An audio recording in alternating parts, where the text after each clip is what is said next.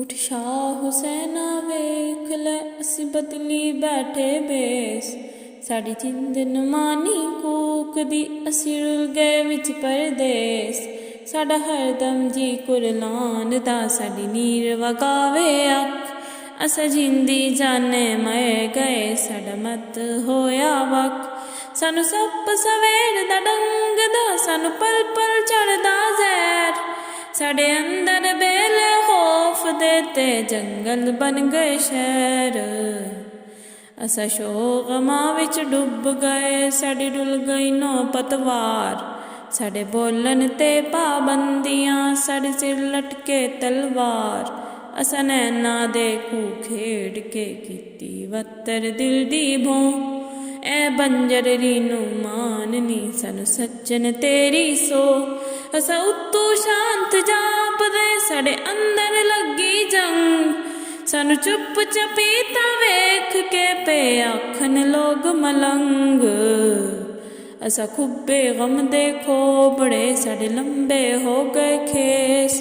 पाताने बाने सोचदे असा बुंदे रहिंदे खेस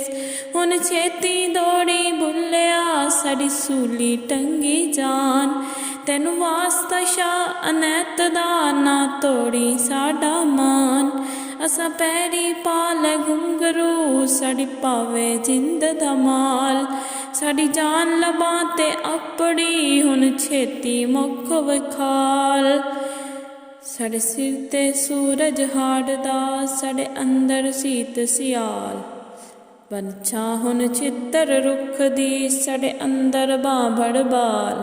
असा मच मचाया इश्क दा साडा लूसिया इक इक लूं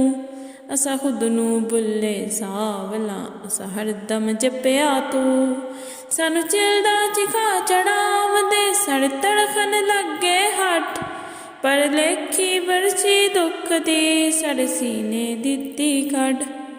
पर लेखा बरछी दुख दी साडे सीने दित्ती कढ असा धुरतू दुखड़े जागदे साडे लेखी लिखिया सोक साडी वाटला मेरी दुख दी साडे उमरू लंबे रोग साडे वेड़े फूड़ी दुख दी साडा रो रो चोया नूर ए ओखड़ साडी टाल दे तेरा जीवे शहर कसूर आवे सुखन दे आवार सा तेरे जिंदे आले दी खैर अज पुत्तर बोली मां दे पैमानल रखन वैर अज हीर तेरी पई सैख दी अज कैदो चढ़िया रंग अज तख्त हजारे ढह गए अज उजड़ा तेरा जंग अज वेले हो गए सुंजड़े अज सुखिया वेख चनाब अज फिरन अजरदारां जड़े अज खेड़े कर दे चाह अज टुट्टी वंजली परीत दी अज मुक्के सुख दे गीत बन जोगी दर दर डुलिया सन कोई ना मिलिया मीत।